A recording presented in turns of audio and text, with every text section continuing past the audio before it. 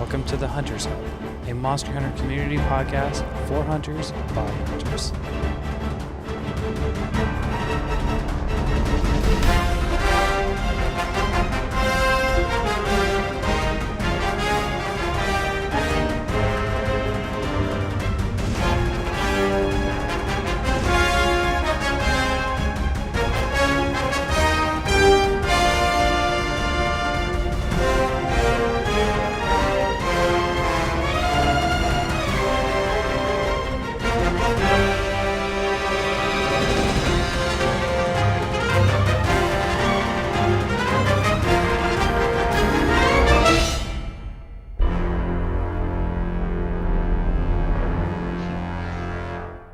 Hello, hunters, and welcome to the Hunters Hub, episode 12.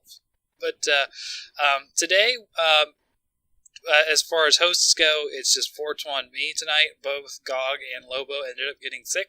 So today, I'm joined again by Haru17. Hello. Hi, I'm Nergigante, and welcome to Jackass. And then Zekrom 0 is returning to us again. Hello, hunters. Hey. So tonight, it's going to be super spoiler heavy if you care about Monster Hunter World spoilers, because we're going to be talking about the Elder Dragon trailer. The Elder Dragons, or what was it called? Yeah, it's called the Elder Dragons trailer, Yeah. even though it has a lot more than just Elder Dragons in it. Yeah. So this trailer dropped on January 5th, the live stream. Just for reference, we're recording on the 6th. And this will probably be going out the next weekend. So it's going to be old news by the time you guys hear it. But hey, we're here to discuss it, not really report on it. Everyone already knows about it. So, pretty decent trailer. It was kind of cut up as the sort of like big ending surprise that was Devil Joe coming. Was after the trailer, so if you watched the live stream, it was like at the end of the live stream, and it wasn't with the trailer, so it was kind of weird. I actually didn't catch the whole live stream myself because it was like, it started at like 4 a.m. my time, or 5 a.m. or something like that, so I wasn't up yet, but I hopped in halfway through. But, I mean, enough about that. Not really much came out of the live stream other than the trailer, so... just general impressions. What do you guys think about it? Well, I guess I'll go first. I liked it. Like, I feel like it showed, it was very cinematic. Like, it really got the blood flowing because the game's coming out real soon, you know? So it's like, it made it really, like, bombastic. And it's like, Elder Dragons fighting each other. We saw, Teostra literally, like, air battling. Was it Kushtadora? If I'm correct? Yes. Yeah, so we got 2 Elder Dragons on a map. I don't think we've ever had that before, so that's something new, right? Yeah, I believe so. Yeah. I saw a post about that. Yeah, there's And never then- been 2 Elder Dragons on the same map. Yep, and then so I guess maybe we won't have a special map. Maybe that new Elder Dragon, like for the new game, will have a specific like canyon ridge.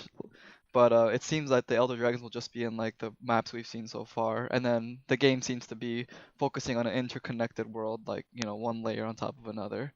So who knows? One thing that really stood out to me was the voice acting in English, because I guess I watched the English trailer. I don't know if the Japanese stream was in Japanese still, but It was. it made me feel it made me feel a little bit better about like the lip syncing and the English in this game.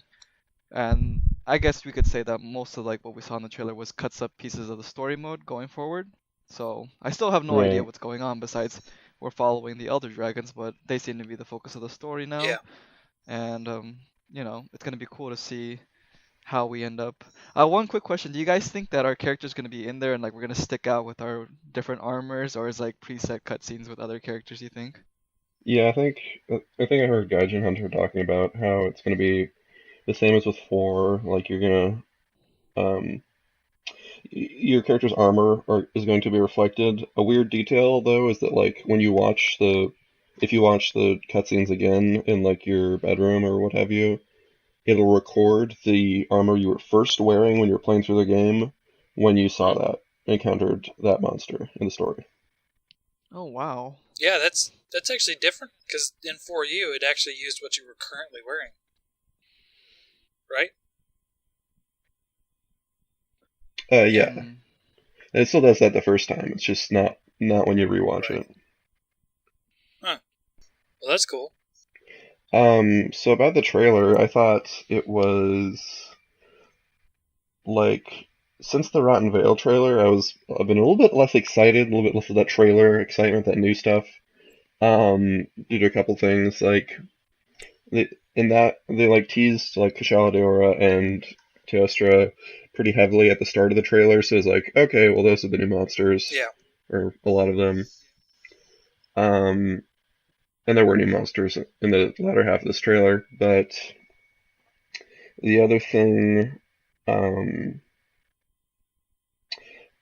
what was that with the third fleet trailer that like showed the volcano before this, so it was also like a little bit less new. Mm. Um, but I still thought it was really cool for a launch trailer, and I'm excited that they didn't show every new monster, so there's still some surprise. Yeah, we're just missing four. We're missing 4 monsters still from that leak. I mean, yeah, I'd go have to ahead. count them up. Because we got Dodugama. We don't know its name, but we know that Zombie Dragon is one of those 5 that weren't shown so far. So, I guess that leaves us 3, not 4.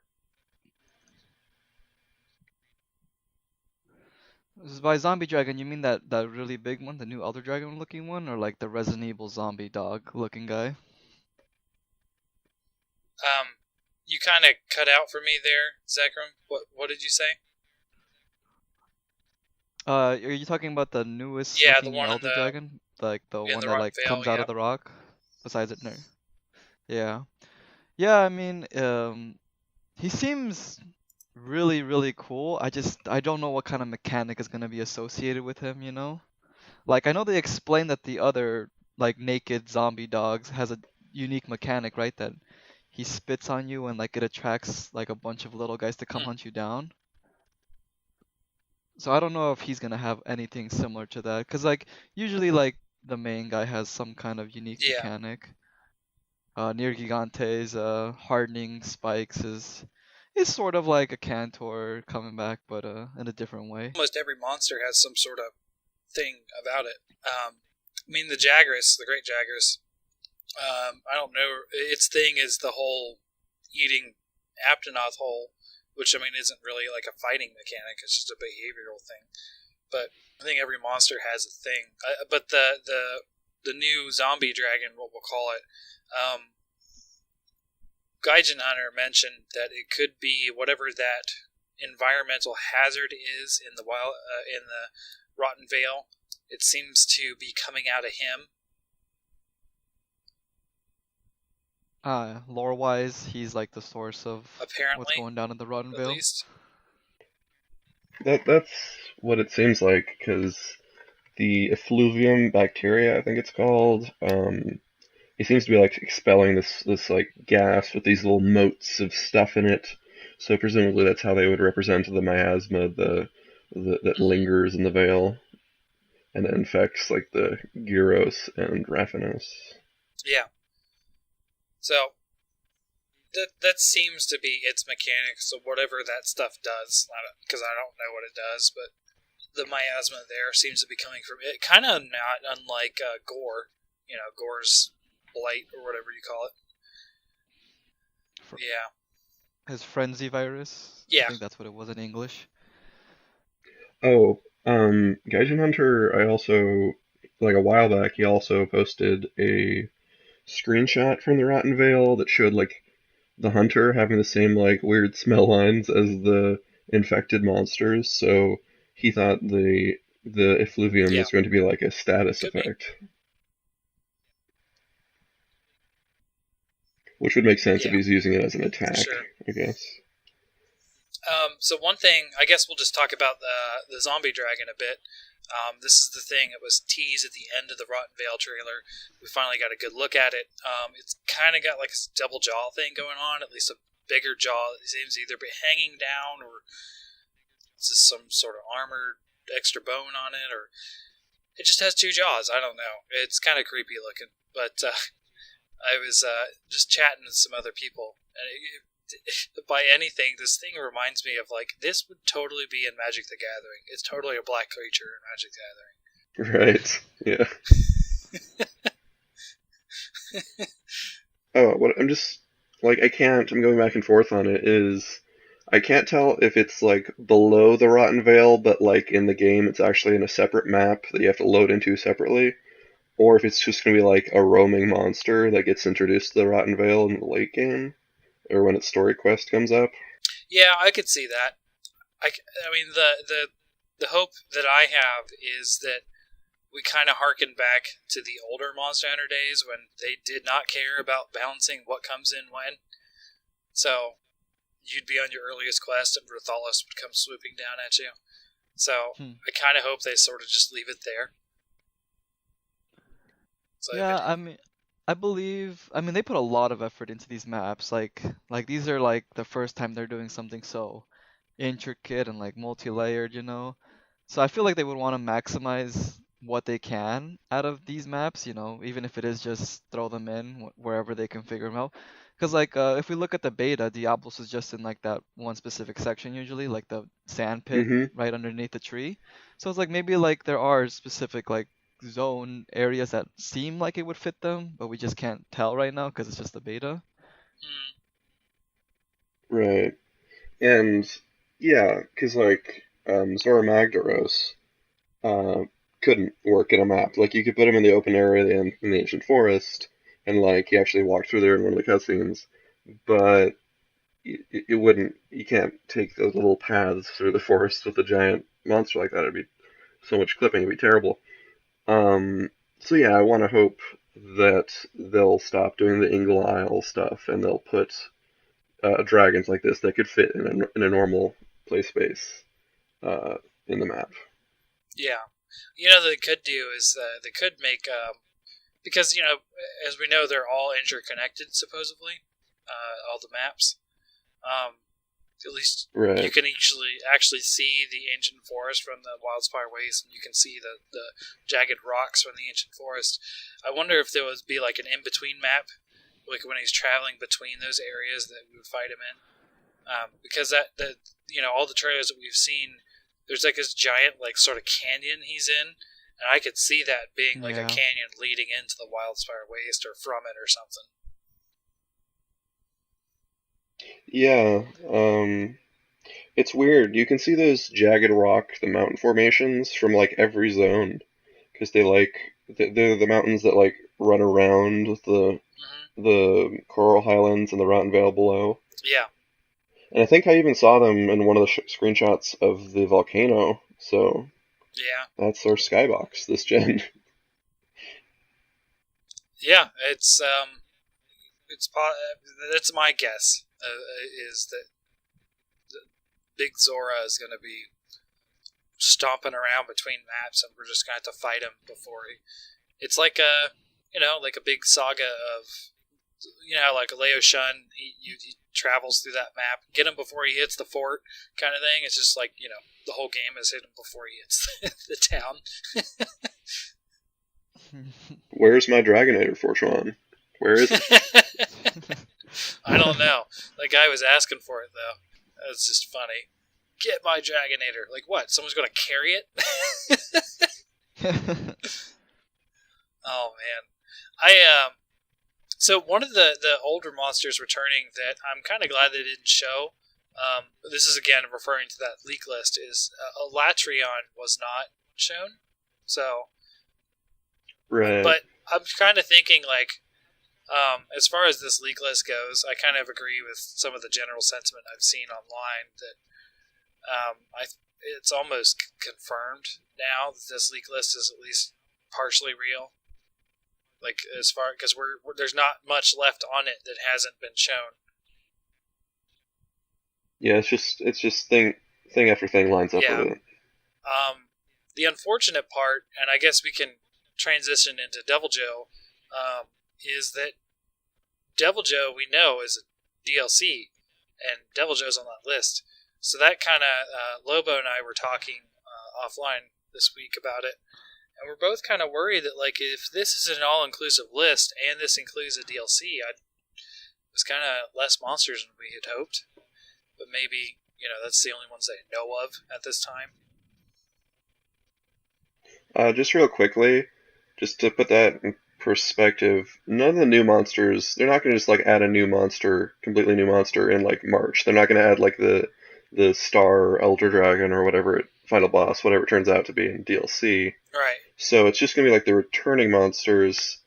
So the only ones that are left that aren't in the base game would be like Kirin and Latreon.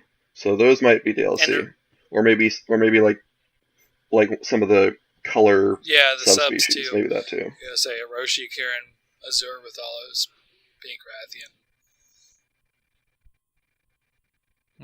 I don't know why, because a lot of people call him Blue Los, which because he's blue. Azure is just a fancy name for blue, but why did they just I don't know, try to do some sort of fancy name with Rathian? She's just pink. Rose Rathian. Cherry Blossom, because they don't use that enough in Japanese games, right? Yeah. Hey, stay away from Mizutsune brand. Nope, Rathian's taken over. Oh, one thing. Like I'm looking at the list right now, and I know like this has been talked about by other people. It's like that we were lacking officially an ice zone, or like at least a part of one, And coincidentally, the list we have confirmed Barroth, but on this list we have no like ice Barroth at all. Do you think that leads to like more confirmation that we're not going to be getting an ice zone at launch at least? Or it's looking like the ice zone that isn't mentioned is tied in with the volcanic map. That's what a lot of people were saying. Now, granted, that could just be that Kushala was creating the ice.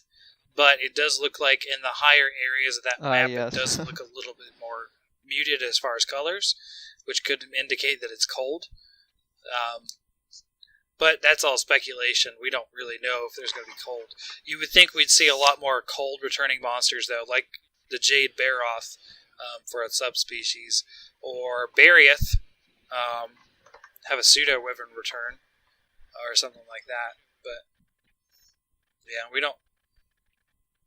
So, my take on that would be that, like, there's screenshots where you can see these quartz crystals like popping up up from the ground that is like cool lava. So I don't think they're ice crystals or anything like that. I think it might just be like an effect Kushala has on the environment, or just in its cutscene when it gets introduced. Yeah, definitely in that trailer, you do see ice crystals forming, and that's definitely a result of Kushala for sure. But I think people were talking about the map itself had these structures that were like very, very dark gray looking. But I don't know. I don't know what to think. I think they didn't show off any sort of ice, but they certainly showed off lava. So. Oh yeah, they're loving the lava. I mean, they brought back specifically Lavasioth. It's like you could have thrown Plesioth in there just in the sand. Like I mean they had him. But I guess that's what the other guy's there for, like the new fish dude. Geratatus. That's how I say it. Geratatus. I guess they wouldn't want to overlap them since he's a mud Plesioth basically for that section. He's of the more map. like Lavasioth, because Plesioth is. I'd describe Lavasioth and Geratatus. They're more sort of that coelacanth looking, that sort of ancient fish that has a ton of fins. They're like that, whereas Plesioth is more designed after sharks and that kind of thing.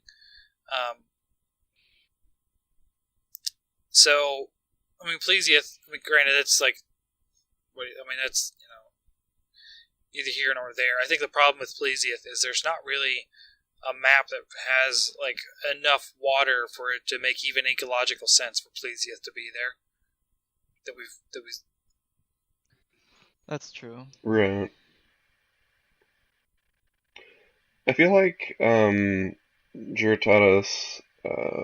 and New Lavasioth, um, like they definitely like resemble each other in like morphology, like the model does. But like animation wise and gameplay wise, Oh yeah, they're no, I think a new monster, everything's sort of, been a new monster. at least to some extent. We were talking about that before we started recording. Baroth is Yeah. completely different in feel to how he used to be. It doesn't feel like you're a matador in a bull ring anymore. Yeah, the AI is different, but yeah, I guess like some examples like Radovan and Uragan, that's pretty faithful with some new stuff. Whereas I think the fish were completely revamped. We just call them fish wyverns. Yeah. I mean, they're Is that called lore Piscine acceptable? wyverns, which Piscine, it's all fish. So, one thing I wanted to mention, so Teostra and Lunastra are coming back. For people who don't know, these are previous Elder Dragons that appeared in Generation 2, and then reappeared again in Generation 4. Very redesigned, especially Teostra. So it's going to be interesting to see like a full. So we've only seen Teostra and Lunastra, not Lunastra, Teostra and Kushala a couple times, and each time they've been like severely like changed. So it's going to be interesting to see like because most monsters, they sort of exist a little while with having the same sort of thing. You know what I mean? Like don't really change that much, especially Rathalos. Rathalos was the same first, second generation. He changed a little bit in third, and then he's been that way since. But these Elder Dragons are severely changed. And then one of the things is that shot where we see like the lava like sort of veiling Teostra or like pouring over him or something. That was a cool shot.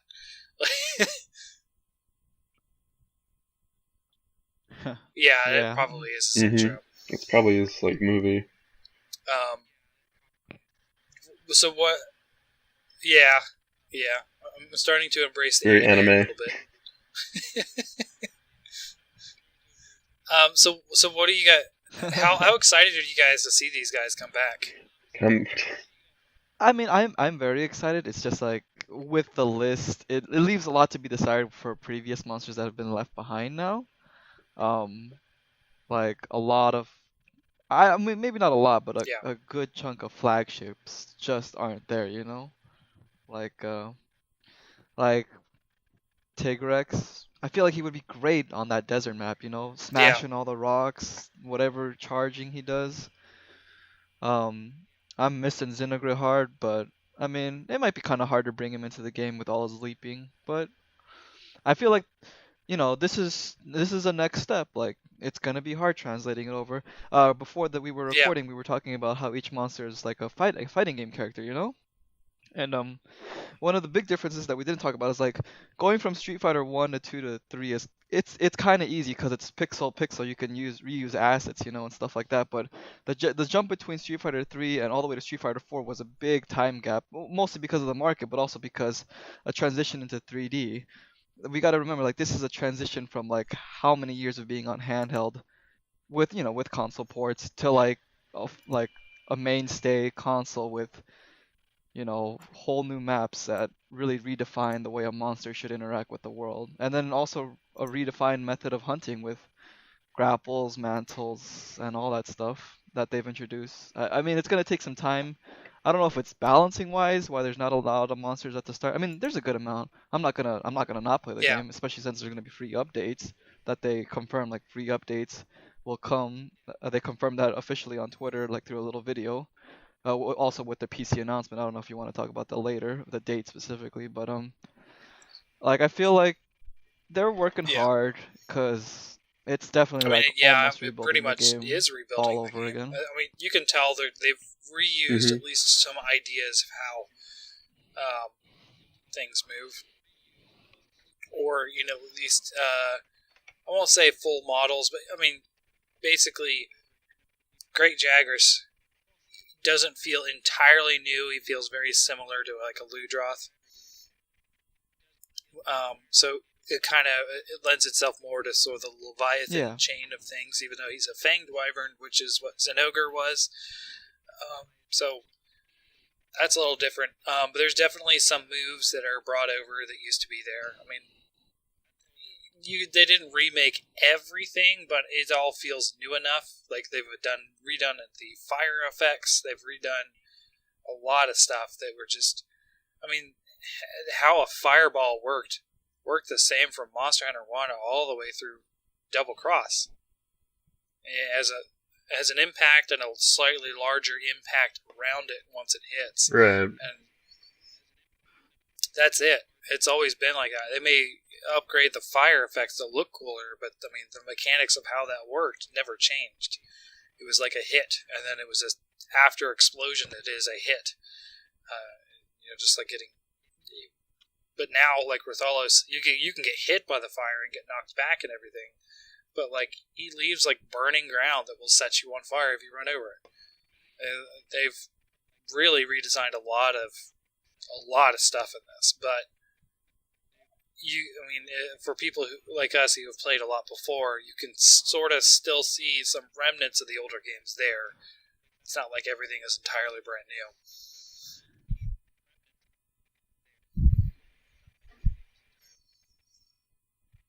Yeah.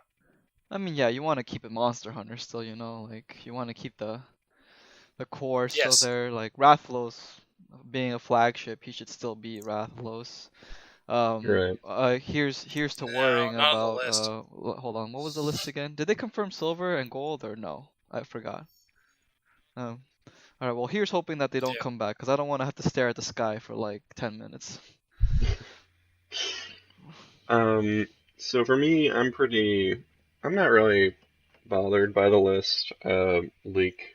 Like some people seem to think it was like really disappointing, and I'm not really that bothered because you can want 40 and 60 and 70 returning monsters, and that's fine. But for me, it's like it's a new game, new purchase. World has almost twice as many new monsters as 4 did, and I was kind of disappointed when I played 4, and I was like, oh, it's all just 4th and 2nd gen They had monsters. Lagiacrus too. And like Devil Joe. So yeah. Oh yeah, you're right. Well, in Cross, but I mean, in like 2015 when we got 4U. Yeah, no, they didn't have any of the monsters from Tri. They had the stuff from Portable 3rd and 3 Ultimate, but not that. Yeah, I remember specifically 4U didn't have like Nargacuga, which was one of my like, oh man. It's favorites. been Is that so correct? long since I played like 4U that I don't remember. I don't think I'd remember. I think. But anyway, with World, like, I'm just happy that the returning monsters that are there are like new fights, because like I feel like even in their 4th generations, Teostra and Kushala, like they could have used like some more love. So I'm just happy that they just like leave all of those old animations behind, or many of them, and just create something that feels new, that like a new experience. So that's what I'm excited for in terms of returning monsters. Because like at least the way I conceive of it, like the 5th gen Zenogre doesn't exist right now. They have to create. They have to put in the work to make this new Zenogre essentially. So I'm fine with them just spending that attention on new monsters instead, because limited resources and all that. I still think that there are certain monsters that are just cool enough on their own that it'd be nice to still have them around.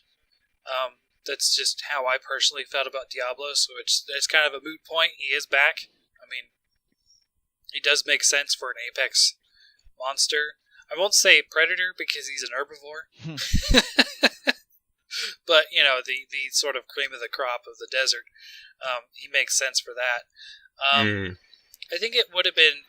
I mean, personally, I like every boss monster, aside from Shakalaka King, because he's creepy and I think that almost every monster, if it would be put into 5th gen, they could have done something with it. But I do like the idea of us seeing more new monsters too. And if they were let's say, I mean, Plesieth is another one I like. Now let's say Agnactor, right? Agnactor is my second favorite monster. Agnactor would kind of be butting up against Lavasieth for I'm guessing for the same sort of niche in that environment. I'll give you that. Agnactor would be cooler than Lavasieth. Yeah. I mean, I like Lavasieth. Like I said, I do like every monster, but I like Agnactor more. But I could see how having him and Lavasieth would be kind of a challenge. But at the same time, it's like I would kind of want to see new ones. For instance, we didn't mention, but there's the Dodu Gama, I think, is how you say it. But basically, he's another. I'm going to say Fanged Wyvern. He looks like he operates like Jagras. A lot. Yeah, he's like Jagras, except he swallows explosive rocks and spits out like blast element lava. Yeah, so he's sort of like a fire, like stony looking version of a Jagras. A lot of people were sort of comparing him to why am I blanking on this name? Tetsukabra. The sort of like frog like Right. Amphibian monsters that came in the 4th generation. I don't see that really a lot. I did at first when you just get that one like cinematic shot of him, but you only see his head really, and he sort of has those sort of like fanged bottom jaw like protrusions that kind of reminds us of Tetsukaba, except not huge tusks like Tetsukaba's is. But I think that was really the only connection that people had. I think it is another Jagras type, which I think it kind of gives us, like, here's the low-end monster in the volcano. No. Right. Yeah. It'd be hard to imagine even Lavasieth losing to Great Jagras. Yeah. Well, one thing I could see happening is that DLC, a DLC list, going forward, I could see them adding more and more to it. I could see them, as part of that DLC, adding more older monsters, but I'm not sure if they're going to have brand new ones come in that DLC list. It would be cool. But we also don't know how many iterations we're going to have of DLC. If it's going to be how the same amount of support that we got in previous games, it's going to be 1 year. But if this game goes like how the industry was going, like I mentioned in a previous podcast, we could see this being supported for 2 or 3 years. Right. Yeah, I mean, with the way they structured the game with live events, live event quests instead of having you download them, it makes it seem like, I mean, if this is the main way they're gonna provide events like live timed events, it would seem like they should be giving out new content through download instead of just like rehashing old guys. Because I would think that they would want these events to be like a like a character release, like a new guy event would be happening for a limited time, and then maybe they would release him into the main game first day afterwards. Yeah. One thing I liked about this trailer is that, I mean, personally, I've said this, that, man, I kind of hope there's more monsters. I mean, I said that all the time, but that's just in general. I think more monsters is good, as long as, they're not rushing things, but they don't seem to be. Everything looks great so far. That's sort of like a a small complaint at this point. I see a lot of people concerned about the monster list. We've already surpassed what Monster Hunter Tri had, and people put thousands of hours into Monster Hunter Tri, no problem. AKA the best Monster Hunter game. Sorry, continue. Yeah, I'm not sure I agree with it being the best, but it was good. A lot of people, so when it first came out, there was a lot of backlash from people who played Freedom Unite a lot because of the monster list, right? I mean, Freedom Unite had 70 something monsters, and we went down to 18. Of course, you're including subspecies and that kind of stuff in Freedom Unite, and also really weird ones like Shakalaka King. And I like Vespoid Queen, but taking a Vespoid and making a boss monster out of it, I mean, that's really skirting on something I wouldn't like to fight. But you get what I mean. It was a big shift downwards in numbers, and that's still I was a big supporter of the game. Anyways, I was like, well, yeah, okay, they had to redesign everything, which is what they're doing here again, right? I don't feel like they did a lot of redesign for 4th generation. I think they just added new mechanics and then sort of applied those to monsters versus... Yeah, because... Sorry, but 4th generation, that was basically using Tri as a base, but adding moves and jumping, right? Yeah, because after Tri, they started doing the ultimates, so they started giving us the G ranks basically, and they already had it built on the 3DS. Because this is under the assumption that the handhelds were the main versions of the games, with the console ports being the HD upgrades. So they had the basis of Tri into 3 Ultimate, and they've just been rolling on that ever since. But I do remember that that 4U was running at a higher frame rate than Generations, and then Generations they capped it. So I don't know if that's a difference in engine or if it's still just the same thing but optimized. Different teams, I know that. So the guys doing World are the people who did 4U. And then the off-season team, I guess we'll call it, did Generations and Double Cross. Not saying they're bad. I love Generations and kind of love Double Cross. I think I'd like it if it was in English. But it's kind of hard. I kind of feel for a lot of people, sort of lay hate on the guys who did Generations and Double Cross, because Generations definitely wasn't as optimized.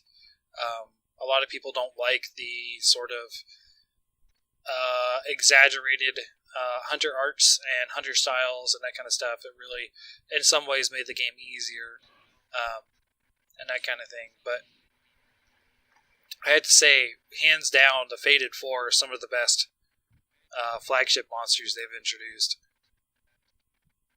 So it makes me kind of sad when people are like, screw Generations. I'm like, but you're missing Mitsune and Gameth and Glavenus and I guess Astalos.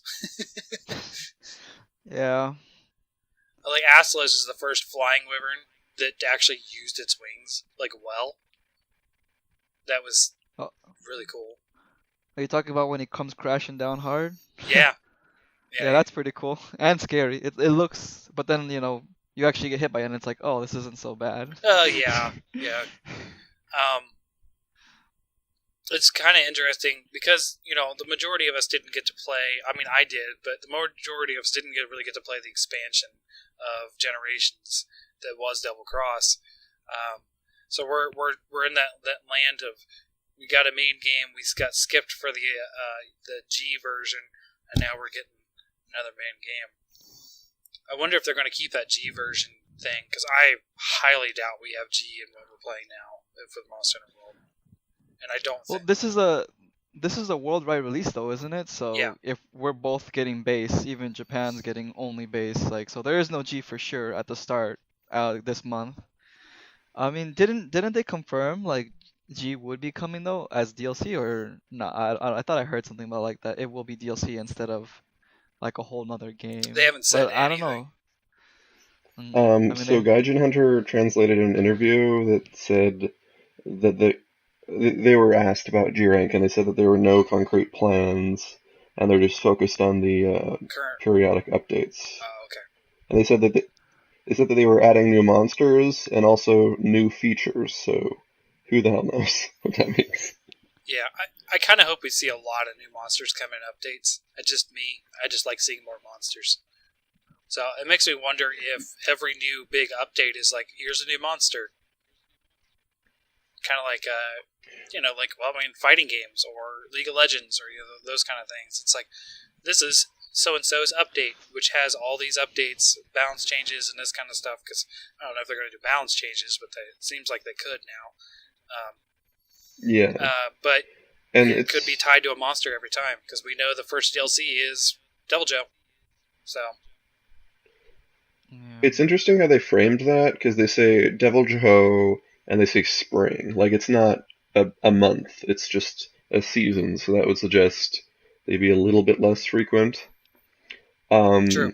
Like what you guys were saying before, I don't see them adding a completely new monster in like a periodic update like that, because it's just like a lot of extra concepting work and like research work, and why would you do that when you could just like add Zenogre and make people happy? Yeah. But like I fully expect like a year on like an ultimate version or like a Misty Peaks type new area with Zenogre and Drambros and a bunch of new monsters, as well as some returning monsters to I could see them sort of take doing up space. the Destiny route. Here's the expansion that they sell as a whole new game. Well, I mean, Right, yeah. Frontier does that, right? Frontier sells G2s and G3s as a whole other game, but it's just an expansion, right? Yeah, So- Generation 2, Generation 3 of Frontier, yeah. Yep. I could definitely see that happening. One thing I wanted to mention, we're talking about the expansions and that kind of stuff, which basically that's what the Ultimates are. That trend started before the third generation. That's what Freedom Unite was. Freedom Unite was that sort of G rank expansion. Because Freedom 2 was sort of like the base game, and then they added in Freedom Unite, which you didn't see new monsters until you hit G rank, which was a ton of new monsters. Nargacuga, Hypnocatrice, Shakalaka King. Like a lot of stuff. I do believe Vespoid Queen was only G rank. It's just like it was. Freedom Unite was a crazy amount of content, and it was on the PSP. And then we went from a crazy amount of content to arguably the least amount of content in Try, but still people played a lot of Try. I mean, I played a lot of Try, a lot. Try was another one where I got like maybe 400 or 500 hours in. Lost a save, and then I did it again. So that was a lot of hours. I think there's a lot to be said about how much you can get out of the game, despite the monster count. So I think I've played through Try like my first time, which took hundreds of hours, and I only did low rank in single player. Never tried it online.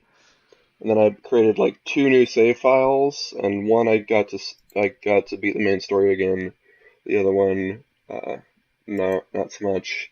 And then I've played through like 3U 2 different times. I never really got up into the G rank there either because it didn't have multiplayer. Right. But yeah, I played that game a bunch. Yeah. I kind of wonder. So part of the reason why it takes so long to get into G rank and that kind of stuff, or high rank even, is there's a lot of sort of like filler quests that you have to get through in order to sort of consume all the content, all the different monsters, we'll say, basically. So the gathering quests and that kind of stuff, the egg carrying quests, it sounds like those are all gone. So it sounds like we're going to be... Yeah, I heard something similar. I heard something like that too. But then I also heard something about key quests being mainly gone also. Like it's the story quests. Story. I wouldn't call them gone. I would just say they've transitioned to be story quests is all. which is kind of what 4U did. Yeah, they have like quest categories, like story quests and then optional quests. And there's a couple other things, but when you're in the free roam mode, I think, or just on a quest, I think, you can carry like 6 different side quests, which are gathering Right, quests, yeah. landing quests, They're not delivery quests. actual quests you have to consume time on, though, really. I mean, you consume time, but you're also doing your main quests, story quests, hunting quests, that kind of stuff. I'm almost kind of afraid that, we're still going to have the same amount of quests, but something that used to be pretty rare is capture quests. I kind of feel like we're going to get a lot more capture quests if we took out the other stuff. Which kind of makes me worried, because I don't like capture quests that much.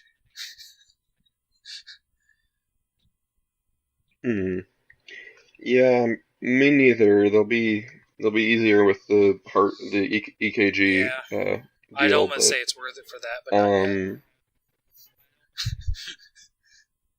Yeah, I'm wondering. But they also showed like the story quests will have like alternate objectives, so it won't be just fight Baroth. It will be like fight Baroth, and also there's like an objective.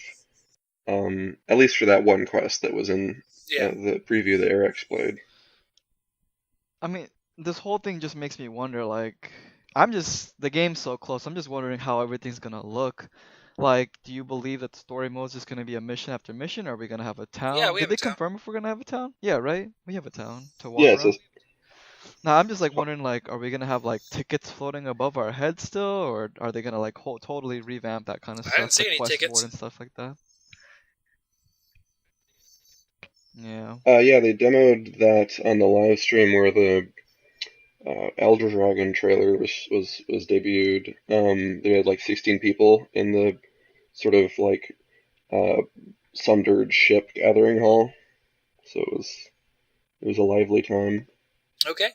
I'm trying to think. Did we talk about everything in the trailer, really? The only thing did we talk about Kushala Daora much? Oh, we mentioned him. We didn't really go into detail on him. I mean, we didn't really go into detail on Teostra either. We just sort of talked about him. Do you want to make a pit stop with them? Or? I mean, it's worth it. So I did mention that, they seem like they're generally redesigned better. We did see that Kushala seems to still have his tornado wall, which will be sort of hard to get through. Very more prevalent now when he does it. It used to just be like this sort of like pseudo white wind around him that you're like, what is this? And then it would just push you away, which having windproof was just amazing against Kushala. And a poison Yeah, weapon. poison too. Basically, you had to poison him, and he couldn't basically just continuously push you away. He was very difficult to deal with. Teostra, I think, was a little easier to deal with because he just had Blast Blight, which is, if you don't take care of it and you get hit, you explode. So it wasn't like actually preventing you from hitting him. Maybe it caused you to play a little more defensively, but nothing that was like, you just can't stand near him. I wonder if he's still going to have his nuke, Teostra. I think that might be what they cut away from in like the monster clashes. Like that might be the end of one of them, which would be pretty cool. Doesn't that just mean he wins, right? Well, I don't know, because there's a screenshot of Teostra versus Nergigante, and Teostra, like, his beard's lighting up, and there is, like, feet and, like, the flame wreath around him. But also, like, his chest cavity is, like, glowing red with, like, cracks forming on it and, like, shining through, which is what happens in movies before the bad guy explodes. So, maybe... I don't expect that they'll shower us with Teostra gore, but, they have to make Nergigante seem menacing somehow. I kind of think, like, these giant fights, so, like, when I think about, like, even matching fights, the only good example we have is Juratatis versus Baroth. They always seem to end in a stalemate. You know what I mean? I kind of feel like this is how this is going to go with Nergigante and Teostra and Kushala. It seems like, it always just ends in a stalemate, and it's not. They don't seem to have like a winning and losing animation. That was something, but again, we haven't seen everything. We just only saw stuff in beta. We know that the beta doesn't have everything because who was it? Puke didn't have all of his moves this past time. We know he didn't, based on the trailers. The thing that sort of clued me to that was the fact that Juratatis, in one of the games I played, I think you can see it on one of my live streams if they're still up. I don't know how Twitch works, but I have old VODs if you go look at my Twitch account, which is just Twitch/Fortuan.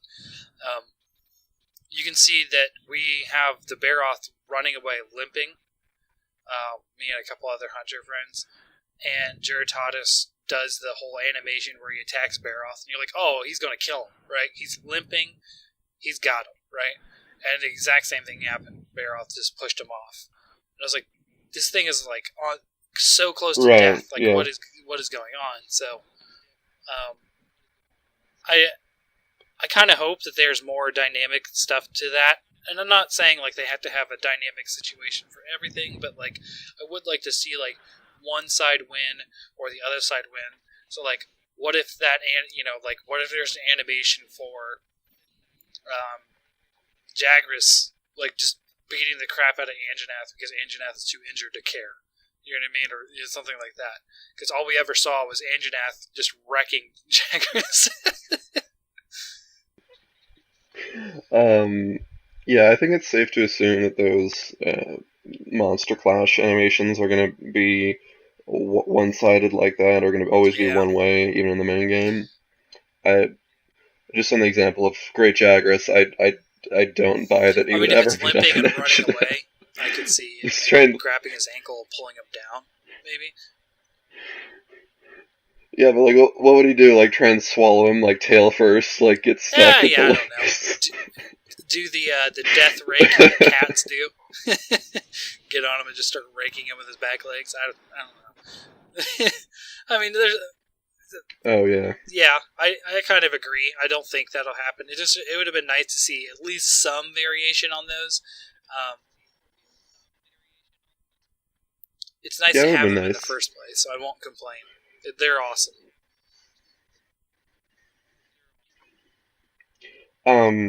Just about Kushala and Teostra, I think I would bet that one might end up like a stalemate, like how Juratatis and Baroth kind of trade damage. Because they're of equal power level, essentially. So. I don't ever... Yeah, and like, even though Teostra was like, ooh, it's fire, it's scary, like, Kushala was like one of the flagships, and flagships are always winning in these monster fights and opening movies of the past games. And on that note, I very much expect Nergigante to win against Teostra and even Kushala, because he's the big bad of this one. He's essentially the flagship of 5th generation. Even if we didn't get him on our box art. Mm-hmm. But I mean, the same thing happened for 3 Ultimate, right? Yeah. We had Azure with Thalos instead of Brachydius. So. Well, technically, Zormagdros is also in that box art, the Japanese box art. He's like a little bit of ground at the bottom. So who's the real flagship? Who I think can they say? actually called specifically Nergigante the flagship. Oh, okay. Yeah, no, you're right. I'm just joking. Sorry. I just pulled the actually. I'm sorry. It's okay, it's good. No, I'm guilty of that too. Man. So, I mean, like, one of the things of the new trailer that we saw, why do I keep wanting to say legendary monsters? I don't know why. Elder Dragon trailer. The Elder Dragon trailer showed us every single monster that we know so far. which was kind of cool. Just like a one shot of like, here's it roaring, here's it doing something. Like just a quick flash between every monster, which that sort of reassured me. Like, hey, the number might not feel great, but seeing that flash of all those different monsters was like, actually, there's enough here. There's already enough here. This is going to be great. And I think that was a really good way to showcase, like, this is what you're going to be doing in this game. Fighting all of these. Yeah, speaking of which, did you guys end up, well, since we're so close to the game, did you guys have a favorite new monster coming? Or, like, one you're looking forward to the most? That's a good question. I don't know. There's kind of... Like, me personally, like, I think, Right. Legenia, or... Yeah, Legania looks so sick. Like, it looks beautiful and ferocious and scary all at the same time. Especially in the trailer, it's like just like you said, like they showed every monster, but just a little bit of her or it, and I was like, man, that's a really well designed Yeah. monster. In comparison to the other flying wyvern, Pufel. What's his Palumu? name? The bat looking. Palumu, yeah. Yeah. Like when I saw him, I'm like, this is just this is like a cute Fluff version that. of Nargacuga. Yeah, he's got that weird snaky neck when he's not puffed up. He looks kind of awkward. Although, kind of glad Gog isn't here he'd be tearing us a new one. That's his favorite. Really? Okay. Yeah, I can see it. Yeah. On Reddit, his little tagline is, I identify as a fluff bat. It's pretty funny. For me, I think it'd be Odogaron, the red dog thing in the Rotten Vale. I used to be really scared of like hyper aggressive monsters like that, but so like a lot of people don't like Rajang that well, or Rajang, or however you say it. Yeah, he's not my favorite. He's hyper aggressive, and he's scary, right? But I like those kind of fights where you have to be on your game, you have to be on your toes a little bit. I actually really enjoy fighting. I did enjoy fighting Rajang in 4 Ultimate.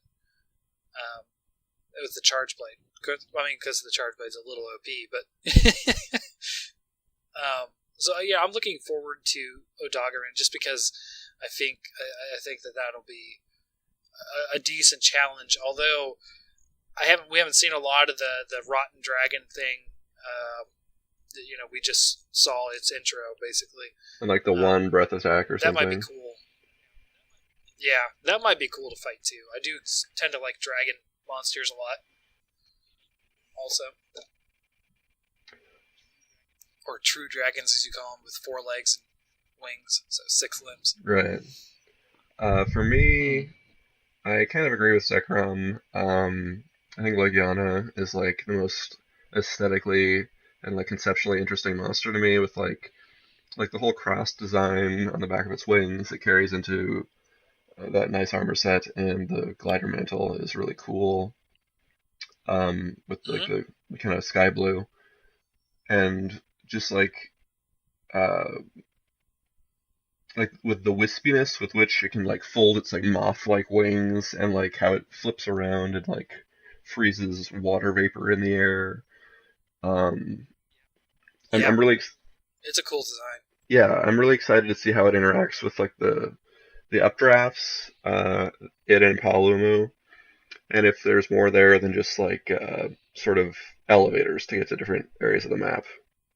Hoping there's something ambitious, like being able to like fly up and glide and then like slash at them in midair and like pull out the glider back out. I don't know, something like that would be really cool.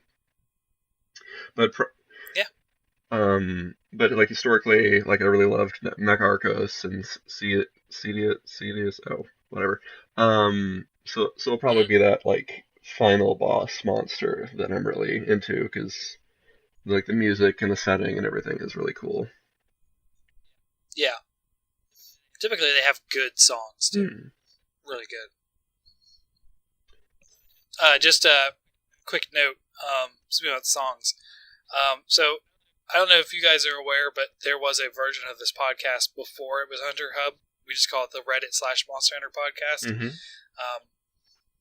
I just uploaded episode 2 on the YouTube channel. It's the only place I'm really uploading these things. So I'm sort of uploading the backlog because it was all before. We didn't have the YouTube channel until we did Hunter's Hub. So I'm uploading on Hunter's Hub the old episodes for people to listen to. And that episode specifically, it has Shady Figure as our guest. So that's me, Pax Rayamis, who used to be my co-host, and Shady Figure, who's another mod on the Monster Hunter sub. And this is when we were tied directly to r/Monster Hunter. We talk a lot about music in the game, and, remixes, and, battle music, our favorite themes, and that kind of stuff. So it just reminded me of that. But if anyone wants to listen to that, they can. So I don't know of a lot else in the trailer that we can really talk about, other than maybe some thoughts on Devil Joe being redesigned. What did you guys think about it? He was absolutely brutal. He's always been brutal, but he was just destroying that Jagras in that trailer. Yeah, I mean, Devil Joe has always been a special monster in my opinion because of the whole. He's one of the only monsters that eats his own tail. I'm hoping that mechanic comes back really. And then he was one of the first monsters to ever have a second unofficial form, like Savage Devil Joe, Permanent Savage Devil Joe. It's it was a subspecies, but it wasn't because it's just a form. So yeah, he was always a good entry point, and I'm glad that he's coming back. I don't know if he's gonna be the first monster back. I mean, you think he's gonna be the first monster before anything else comes? But did we get to see his hazard breath No, during we just saw the trailer? him I don't think so, beat did the we? ever-loving crap out of a Jagras while someone was running away. Yeah, he didn't. Sorry, he So didn't. he might be the Sorry, I main was just gonna stick. Oh, sorry, quickly. go He ahead. didn't inflate or anything, so they might have to polish up the flesh textures or something before they show that. I don't know. Yeah, maybe that's one of the sticking points they're working on is Devil Joe expanding. Which, by the way, if you're a new listener, he expands. I mean, if we're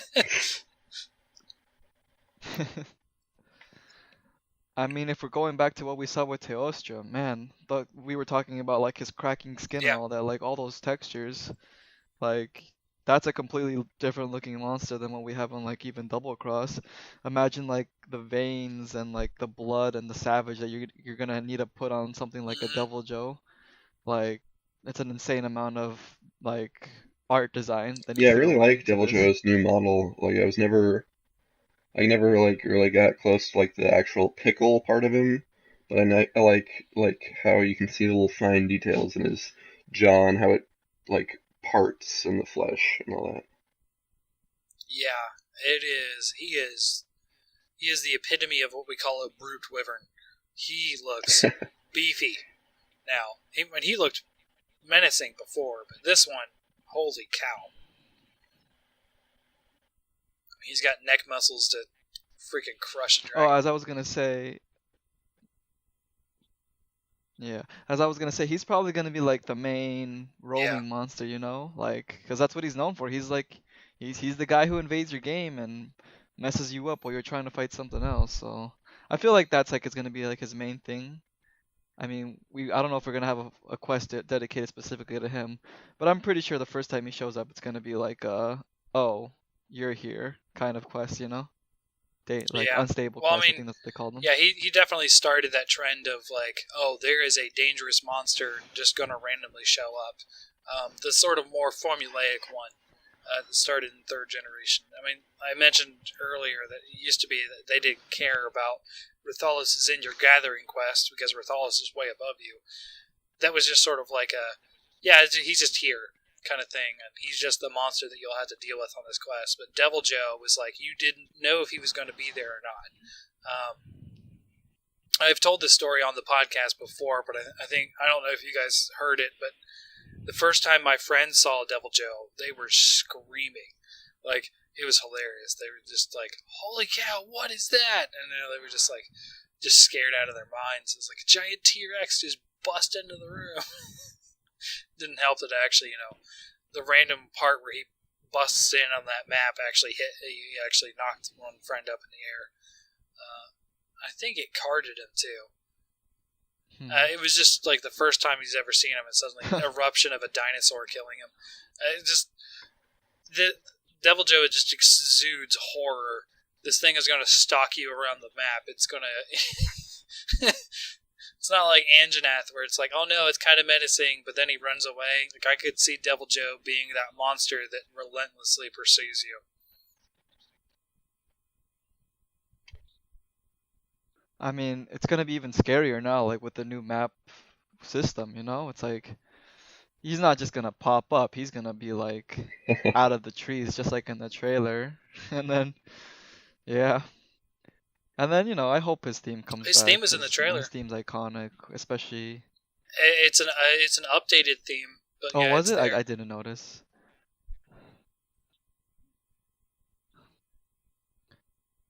One thing I will want to say about the music that you were talking about earlier, like for a moment there, like you hear, you hear the main Monster Yeah. Hunter theme, right? But like in like a high flute version, right? And when I was listening to that, I'm like, man, this is so Legend of Zelda-y, like the Yeah. flute, like the wind instrument version of the song. And I was like, yeah, it's like it really like mystifies the whole game Yeah. with that type of Well, I mean, instrument Monster Hunter is one of playing song. those few old Japanese, well, not that old, but old Japanese franchises with that kind of classical fanfare Yeah. main theme, like Zelda, like Dragon Quest, or I guess Final Fantasy. I don't know Final Fantasy, but yeah, it's just nice to see that sort of that one song evolve over Yeah. so many different iterations and sequels. Yeah. The only one that you really see is Proof of a Hero that exists through all of them. Yeah, that one. That's what I mean. Yeah, it's been updated twice now. So there was the original Proof of the Hero. Then there was the new pseudo version that plays in Monster Hunter Tri. That's very more flowy, more fluid, like water, I guess. Right. So, and then there's this more, the sort of lighter one that we have now. I don't know if you guys have listened to the intros of these podcasts, but I actually have the Monster Hunter World version of Proof of a Hero, the end of it, for the intro for these. Good. I love the remix of it with like the kind of like nature evocative trills of sound. The new music has a sound, right? That's in it. That brings back. Sorry. That makes me sad because one of my favorite themes, like in all of video games, is Ukanlos battle music. Man, what I would kill to have that music in this game right now. Like, I don't know if you guys have ever listened to it, but it's like a good song just in itself, the Ukanlos battle music. Oh yeah. That's such a good song. One of these days, we're not totally just inundated with Monster Hunter World news and talk. I'll probably revisit that topic of music in Monster Hunter, because there's a lot to it. There's a lot of music that is just great. Ukanlos, I don't know how you say him, but his theme, that sort of really complicated high-end, high-key piano music is just, that's good. That's really good. It sounds like it's intense. It sounds like breaking ice, right. The music itself. It's just, oh man, it is good. It's not my favorite, but it is a good one. The sort of bombastic Brachydius theme, like all that kind of stuff. I really want to hear some of the music that comes out for these new monsters. Could I raise a question to the room? Or sorry, Zekrom, if you had something. No, just one more thing. I was gonna say, like, when I was playing Double Cross and I finally got back to the, I don't know what the specific name was called, but like the forest zone of 3rd generation. Yeah. Like that has like a specific monster theme when you play in that field, right? Man, the rush of nostalgia when I'm back in like the third generation The deserted forest. island. Yeah, the Yeah. deserted island theme when a monster comes, I'm Mhm. like, man, that's a classic. And then I go to the other Monster Hunters, I'm like, oh, okay, I don't feel like the same rush as I. But I guess that's because I started with third generation. True. It feels so good to be back at deserted forests. Yeah, a lot of people have that sort of nostalgia for. So the people who started when I did a lot have that sort of nostalgia for the Forest and Hills battle music. Oh, that's right. The trumpets at the beginning of the deserted forest battle, classic. Very good Yeah. trumpets. Those trumpets. Yeah, I love trumpets. I used to be a trumpet player. Well, I mean, I still kind of. This is sort of a tangent, but the Twilight Princess soundtrack, the Code Geass soundtrack, great, very disturbing trumpets. Could I ask a question Okay. to you guys? Sure.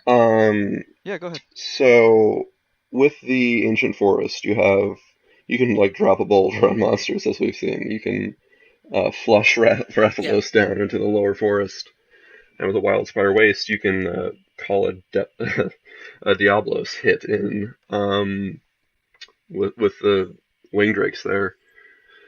So Yeah. we've also seen you can like drop like bones of monsters in the Rotten Vale, but other than that, we haven't seen any sort of environmental like trap or like big set piece hazard in the Coral Highlands, the Rotten Vale, and the volcano. So what do you guys think, Zekrom, Fortuan, those might be, or if they will have them at all? Well, not actual hazards. I mean, we do have the waterfall at the top of the tree. I don't know if you count that as a hazard because you don't really get Yeah, hurt that's from that it. You that just kind of get thing. thrown It off. damages, I think, Rathalos. Oh, yeah. Yeah. We have the mud where like they make you like flail around if you get too deep into it. So that's kind of cool. Wait, but that's Wildspire Wasteland though. Um, yeah, not too much on the forest one that I saw. Well, there's the giant boulder in the deep forest. Crap, I got the Oh, yeah. hiccups. Man. Yeah, I'm just like, what would you speculate? Because I don't think they've shown yet for the latter zones. So what would you guys guess might be there? Well, I heard that the poison veil in general is like you need something at all the time, like a hot drink or a cold drink kind of thing for the poison veil, right? Or the Yeah, rotten you veil? need to use the slinger and like flaming pods to clear the gas, Hmm. or else it damages you like weather would. I mean, I would assume they would have pools of poison just like every other generation before. Right? Yeah. I could see like a wall of like dead corpses. Because have you seen like there's areas that are just littered with corpses that came from the coral reef, Mm-hmm. coral ridge. Oh, do you think we're gonna be able to slide down piles of bones like we do in the sand? Like we slide down the sand, but just sliding down Oh piles yeah, of bones? yeah. That'd be sick. I could see it for sure, especially where we first see that elder dragon or whatever that death dragon is. That area looked like it had a lot of sloping, just like bodies. You could just slide down. I could see like there being like a wall of like bones and corpses and that kind of stuff, and that coming down as a big set piece. Right. Like I could see. So we saw like the end of a rib cage fall down. It's like a spike. I could see like the whole rib cage collapsing down, like just like a giant rib cage of a monster coming down on things. I think there's a lot of things in the Rotten Vale. As far as the Coral Ridge, I could probably see like breaking away parts of the floor. oh wow. So you're up on a higher tier and you sort of hit the coral and the coral breaks and they fall and they hit a bunch of coral on the way down. I can see that. I could see Yeah. just Like another map in the previous generation had that too. Like in Gen 4, like there's a high top map, like the nesting area, and then that would just like turn on its side, and then that was really sick back Mm-hmm. then. Imagine what they can do now. Like something like that would be really cool in the Coral Ridge. Like it just starts collapsing, you and the monster are, like gripping, Yeah. but then you guys both slide off. As far as the volcano, I have no clue because we haven't seen a lot of it. Like we've barely seen anything of it. But if I were to say anything, maybe there's like a rock that's sort of blocking a flow of lava. You break the rock or move the rock, and the flow of lava hits the monster. I guess. Yes. Would That's that that's what I was would hoping. it survive that? I don't know, but That's what I was hoping you'd say, because like with the new particle effects, like I'd love to see lava just like sparking off of like a Rathalos or something. Because even if Rathalos can breathe fire, it's not going to be like immune to lava. no, hardly anything is immune to lava aside from the things that just live in the lava and Teostra because reasons. Because like Gravius, Ignactor, Lavacieth, they all swim in lava, so I could see them just like it being an impact for them because you are getting hit by molten rock. It's not like lava's light. You're not getting hit by water. But I don't know. I think it would be kind of OP if it just killed Erythalos. Oh yeah, no, it would just do like a set amount of damage. Yeah. I think it would just do damage in general to anything. That's the only thing I could think of in a lava map that would do that. I don't think it's positioned like this in like how the map is constructed, but the surface level of the Rotten Vale, as everyone knows, has like the Delameter skeleton. Yeah. I wish you could just. What we speculate is Delameter, yeah. Yeah, it appears that way. I can't really see it that much, but yeah, it's a big skeleton, so why not? Right. It'd be cool if you could just like kick out like the jawbone or something, and just have the whole like fanged skull just snap shut that would be cool. on a monster. Yeah, like the top of the skull just sort of like slams down on him with the teeth. Yeah, that'd be cool. Like, I don't think that's in the game, but like, it'd just be so cathartic because, like fighting Delameter, it's like this is what it's like. It's one-shot kills. Nice. So where I think we kind of solved the riddle of like what are the 6 maps. We talked a couple times ago, Haru. But Zekrom, just to sort of catch you up on that, there's supposedly 6 maps based on the sort of HUD that we've seen of the maps. So with the addition of the volcano map, it brings us up to 5. So we've got the forest, the desert, the Rotten Vale, the Coral Ridge, and then we've got the volcano / ice / just volcano, whatever it is. And there's a 6th one, and I'm thinking that 6th one is the arena. Or it could be a different one, but basically, I think we've pretty much solved all the maps. So,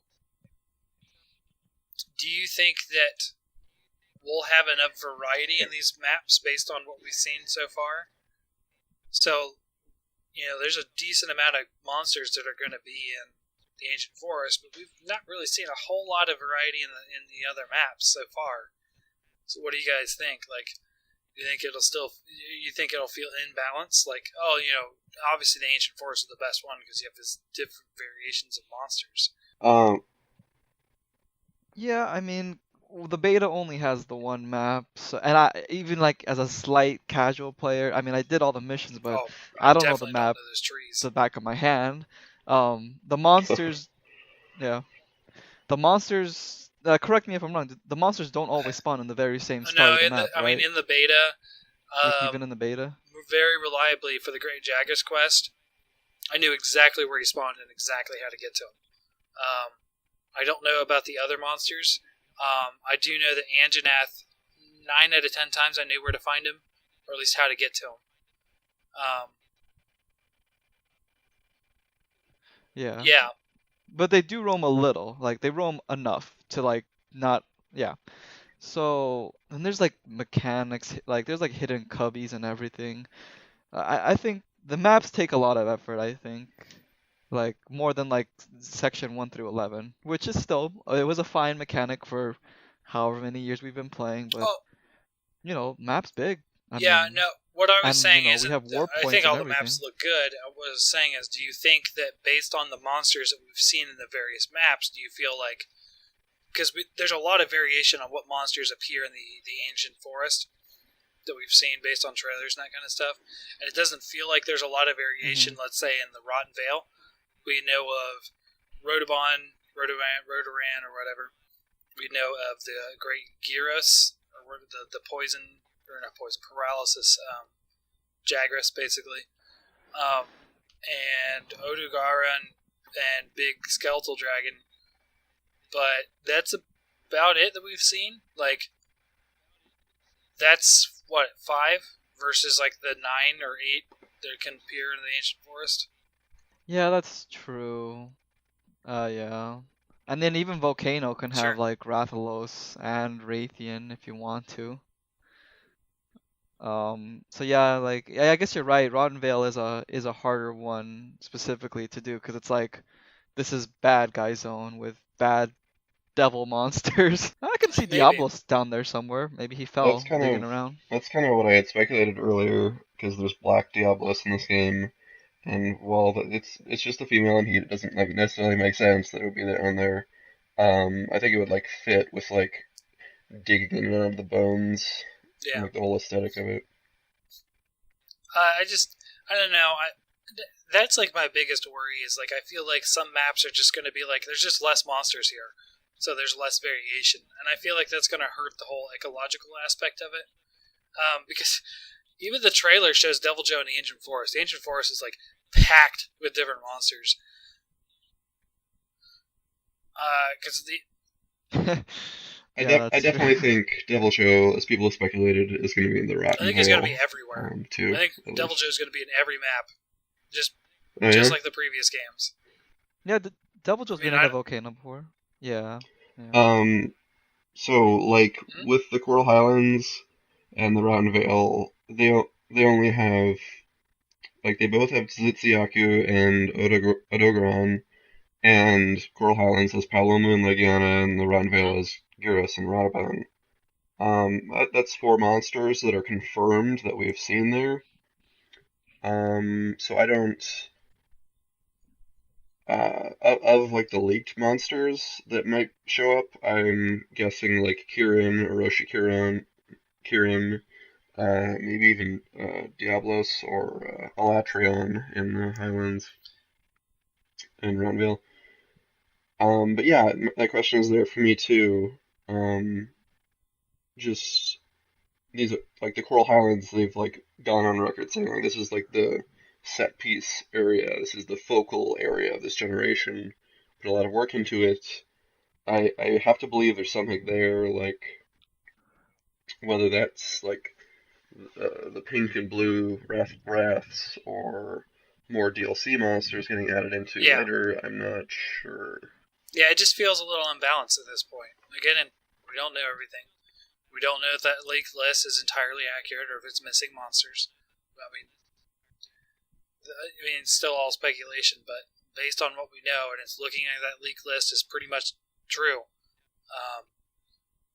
It just looks like it's unbalanced. Because, I mean, even if you add in Lunastra, which, I mean, Lunastra is going to be where Teostra is, which is the volcano. You add in all the subspecies that probably are going to stay in the same areas that the main species is at. Could be different. I mean, none of the, aside from Orochi Kirin, really drastically change what the monster is. Especially Rathian and Rathalos. I could see them being in the Coral Highlands versus the Ancient Forest. But, like, there's just, like, I don't know, it just feels like, at least promotionally, they're very, very focused on the Ancient Forest. Even the second map we saw that has a lot more than the other ones, like the Wildspire Waste, doesn't feel like it has as much monsters. We've got Nergigante, Diablos, Rathian, Jirtados, and Baroth. And that's more than the other ones, but still, it's not the same numbers. Well, it also lets Kuliyaku and Anjanath cross over into the desert, so there might be more. Yeah, there might be more cross population of monsters than we know of currently. And I think just addendum, Kushaladi Aura would be a pretty safe bet for the Coral Highlands, and it's all mountainous and high up in the air and all that jazz.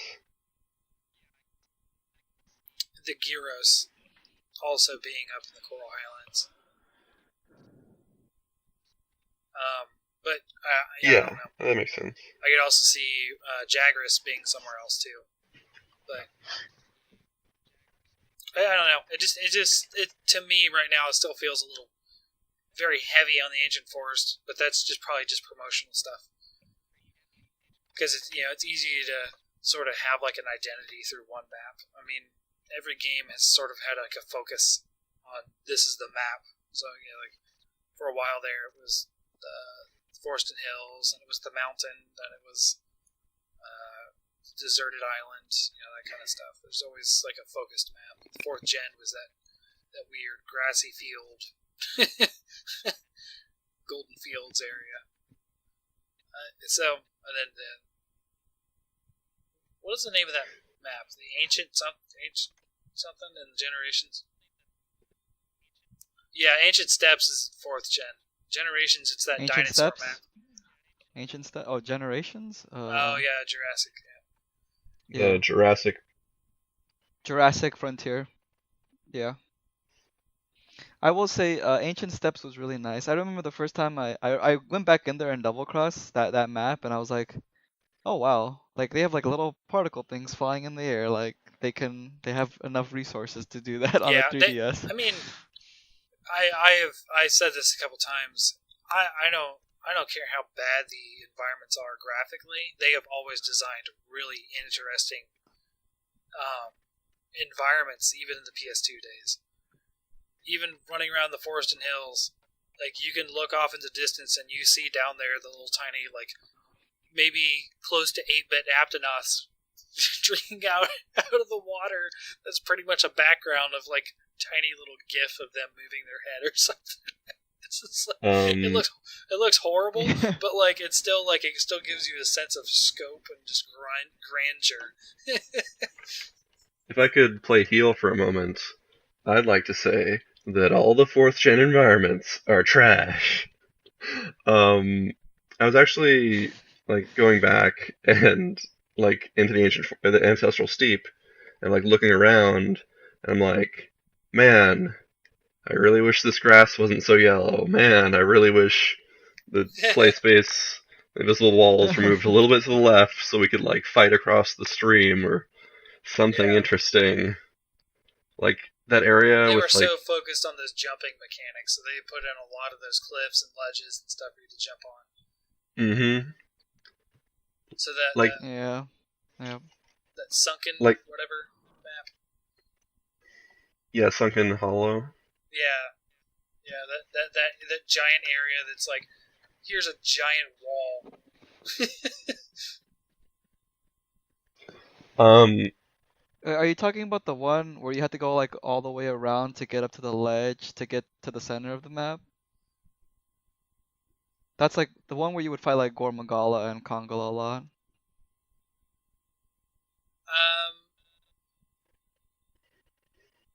No, I was talking the Sunken Vale is the one there's like a giant drop off, and then it's sort of like a sloping down with a bunch of ledges on the slope.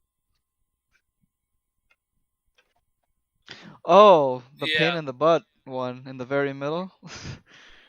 Yeah, that's the one with the collapsible thing at the very top, though. So I don't know. yeah, It's all just like weirdly designed specifically for the jumping mechanics. I can see why some people don't like it because it's very overt. It's like when movies put in 3D things. But just about the Ancestral Steppe, just for one more second. Sure. Like in the forest region where you usually fight Great Jaggy, Yeah. there's like you can see a giant like red rock like human-made temple.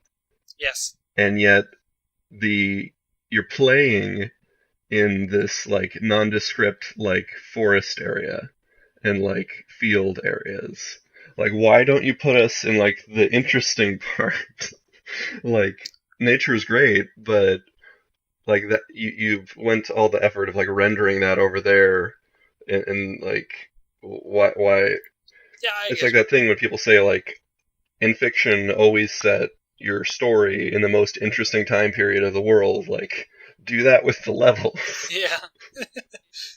Well, I mean, I think they do, for the most part, a good job of, like, what you see in the distance is actually something you can go to in a lot of those maps. The example I like to say is when you walk out into the dunes in 4th Gen, when they redesigned it from Gen 1, you're actually in the dunes area, and you look across the map, and you can see, like, this oasis way down there, which, you know, you go to that oasis, and it's one of the nesting areas for a lot of monsters. And Right. then you can actually see up above, there's like this giant like pillar of a rock that has a hole through it. And like each area you get closer and closer to those rocks until eventually you're in that canyon that's exactly below it. So like I think they've always done a good job of like this looks cool and it feels connected even though it's segmented. Feels a little more cramped in the new map for the Ancient Forest. It's like, oh yeah, you're all around the tree. Like, the tree is always very close just because you have to run there. You actually have to physically run the whole distance. I thought the Dunes was a really inspired sort of remake because you could, like, run or roll across the top of the sand dune and you would, like, leap into the air, and that was like a ledge, but it would work both ways. It wouldn't be like a drop. It would be like just ground elevation change, and I thought that was really smart. I just have a slant against the ancestral steep, because like the whole bright primary, like overexposed yellow, blue sky, and then the red rock structures. That's like the opposite of whatever my aesthetic is. Yeah, it is. It is a very overt aesthetic for sure. It's interesting, like watching videos of Double Cross, because like that's the last thing I'll say about it, but they actually like toned it down a lot, so the grass looks like wheat, and it's like yellow, but it's not like the color from a paintbrush yellow. Sorry, no, it's fine. So, one of the things that I kind of want to do, since this is very early in the new year, I just want to get one story. What was your best Monster Hunter moment of 2017? Do you mean like playing the game or anything to do with it? If you were property? Totally surprised by the announcement, I don't know. Maybe you said something online and it was like people really liked it. I don't know. Well, I'll go real quick. Just at E3, like even after they trademarked World, I was like, oh yeah, it's gonna be a Nintendo Switch thing. It's not gonna be. It's gonna be like. It's gonna be like 4th Gen Plus. It's gonna be Double Cross, but like a re-release in the West, and that's the name they chose. Was not expecting this. So like when they released that trailer that everyone hated for some reason, I was at the same time like rewatching the trailer like 10 times that night. Like, oh my god, they brought back Underwater. There's these new monsters. Oh my god, look at the tree. It's like the giant tree from the Sandy Plains in 3. And you're gonna be able to climb it. It's gonna be cool. And so I was just like just a ball of excitement. I was excited / panic mode. Mostly because the backlash of that announcement on the Reddit / Monster Hunter was tremendous. Like, absolutely tremendous. I don't know if you guys were active at that time. I mean, I know you were active, Haru, but like, what I mean is like, actually there, like the couple of hours after the announcement, that was insane. I was literally just answering mod questions and doing stuff for like hours right after that announcement. Yeah, no, I don't think I was there like at the moment. Like I wasn't, but I had posted previously on the sub like, hey, I think this Sean on an alt account. I think the Sean Layden quote about Sirius coming back from portable to console, it might have something to do with Monster Hunter. And I got so downvoted, and I just the vindication. Yeah, it was a crap show. Maybe it's petty, but for sure, people were.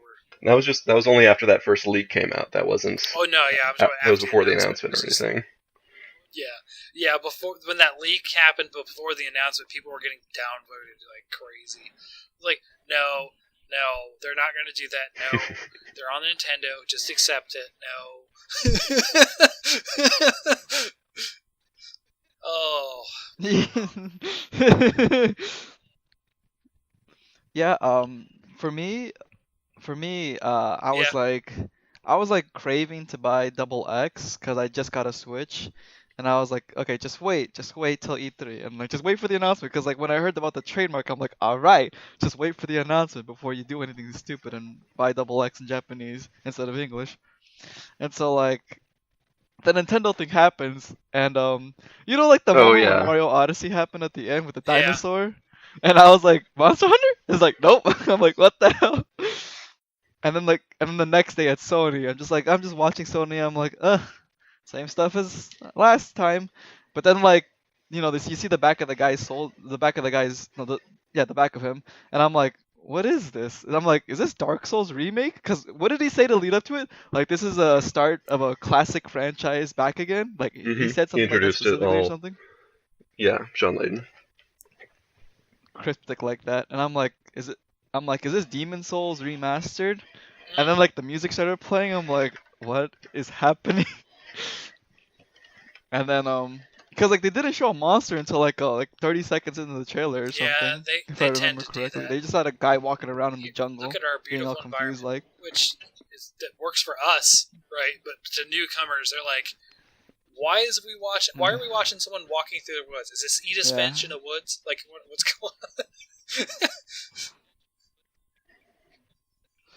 Yeah, yeah. It was truly like a trailer for the fans mainly, like that's how I.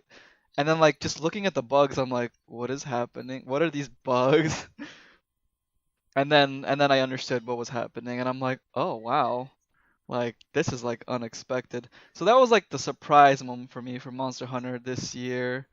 I think the best moment game wise would be hmm like when I was playing the beta was really great, and then I was playing with Insect Glaive, and I realized I there's a never move did that that. I slams didn't you even back know down that on the was a thing. ground after you launch yourself up. I'm like, wow, that's fun. Like Huh. yeah, there's a move that like spin slams you back down to the floor as soon as you launch yourself, and that's when I realized like, wow, this really is the next generation of Monster Hunters. Like I thought it would be like, cause like there was rumors going about like, oh, this is just like a safe play by Capcom to see like, if this fails, they'll just go back straight back to Nintendo and make the real Monster Hunter 5, right? But then like when I played that beta, I was like, nah, I think this is definitely where Monster Hunter should go from now on. Like there's just so many improvements. And there's some things I don't like, but Yeah, it just feels like the right direction to go with the series when I played the Yeah. beta, and that was a great moment to like be comforted that this game isn't gonna be like easy peasy it did.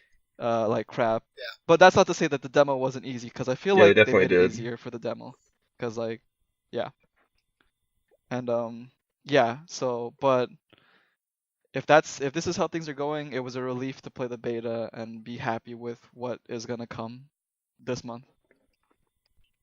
So for me, I kind of have two moments.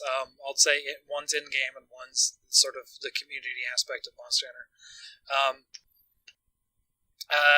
some of you guys may know. I mean, I've been on r/Monster Hunter for like a long time. I've been on it since its inception, 7 years ago. And I've been not day one, but like I've been on there this year one. And I've been a mod for 5 years now. So like keeping up to date with Monster Hunter news has always been something for me. I've always been like straight on time, looking at every press conference from everything, hoping for Monster Hunter news and this kind of stuff. So the big moment for me in Monster Hunter is actually a series of moments. It's kind of cheating, but it's basically the Hmm. reveal of Monster Hunter and the result of that. So a little bit of backstory. I did not watch the Sony conference. I had no interest in the Sony conference. That was a Monday night. Um, I was pretty drained. I basically had learned that my grandfather was on his way out of this world. He was dying that night. So I was pretty down. And I was sitting there, and one of my friends who is not a Monster Hunter fan texted me, "Watch the PlayStation conference now. Get online and watch it." And I was like, "I am just not. I am not in the mood. I am not watching it." And then it was this was before we had a Discord as a mod group for Monster Hunter. Before we all just went through Reddit mail and that kind of stuff to talk, and there wasn't like a lot of communication. Like, hey, guys, we need to circle up. Something's happening. That kind of thing. So I was just sitting there, and then I was like, okay, fine, I'll go check it out. And then it was like, holy crap, that's Monster Hunter. I the same trailer, right?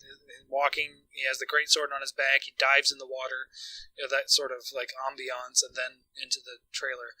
My first realization was like, oh, it's Monster Hunter. This is amazing. And then my second realization, the sub is going to eat itself alive. And then like there was like an immediate pit in my stomach because it did eat itself. Like people were going bonkers, right?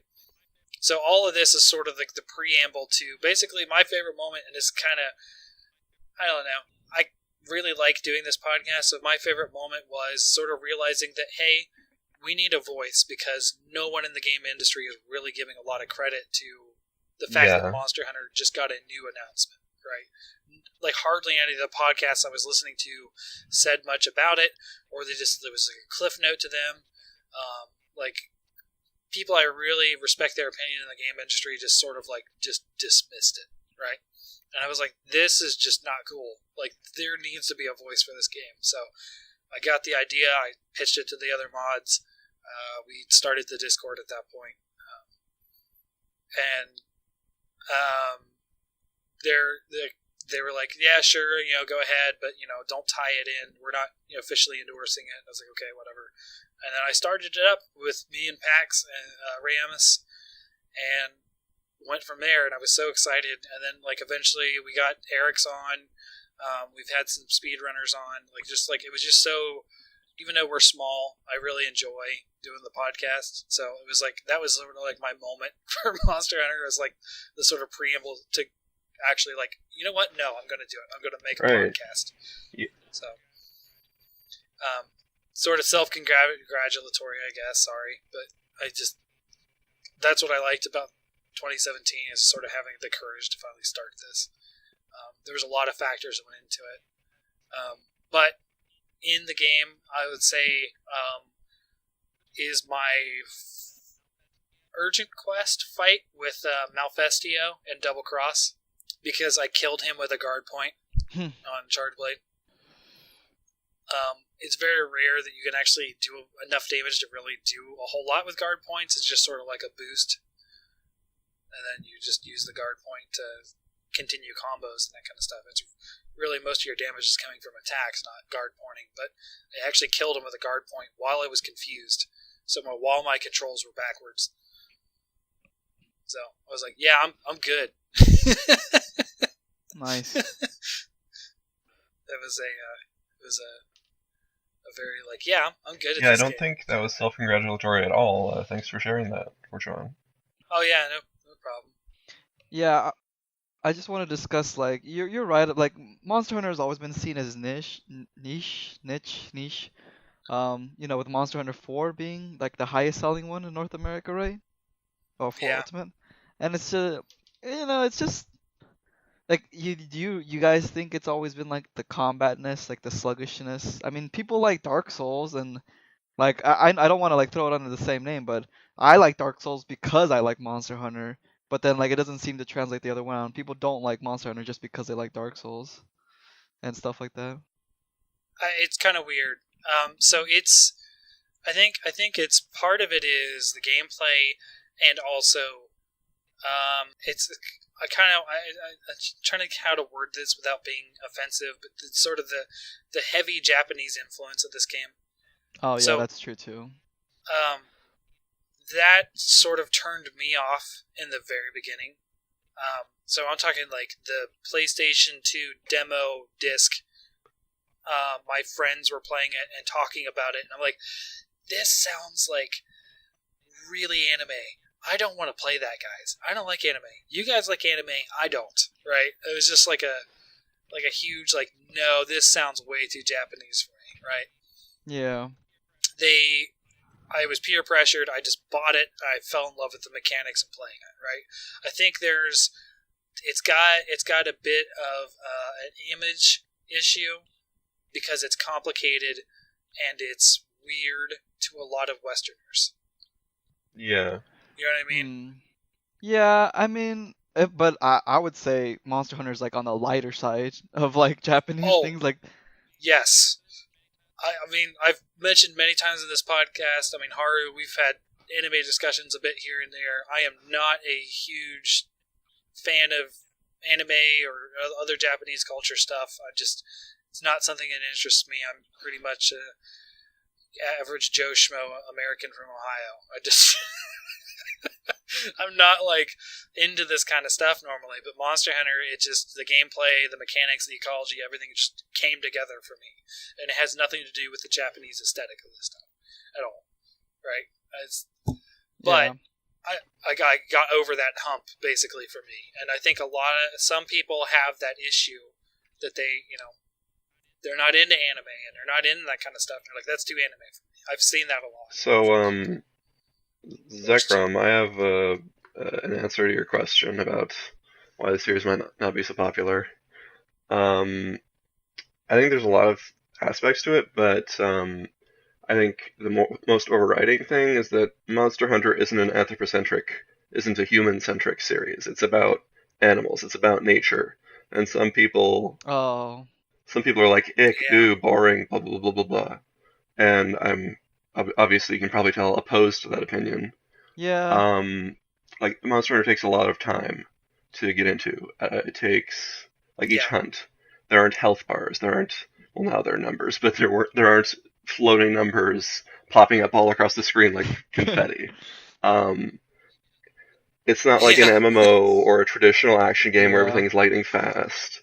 And even if it was a traditional action game, the gaming community is ripe to write that off as like, oh, that's just weeaboo garbage.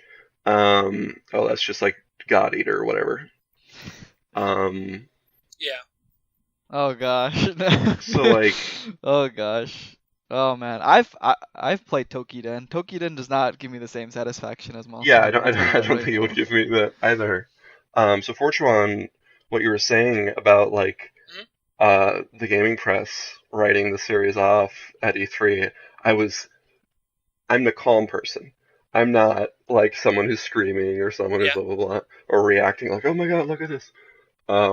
Except if I'm excited by a few things like Monster Hunter, but I was deeply resentful, and I'm still pretty pissed that that fucking IGN kicked it to like their like 5th slot in like 5 minutes in their stupid podcast reaction thing to the PlayStation conference. Like, oh yeah, let's talk about that Spider-Man trailer, not the new game announcement. Let's talk about that second God of War trailer. Oh my god. Sony announced it a year prior, hasn't done anything, and there's like a trailer 2 a year later at E3. Stupid. So like, I guess I'm just defiant against like the gaming zeitgeist. I think they should pay more attention to this. Even if, gaming press are strapped for time and Monster Hunter takes a lot of time to get into, like, put in that effort, learn it. Learn a new series. Yeah, it's crazy that, so one of the podcasts that I listen to pretty regularly is Kind of Funny Games Daily. Kind of Funny Games, basically.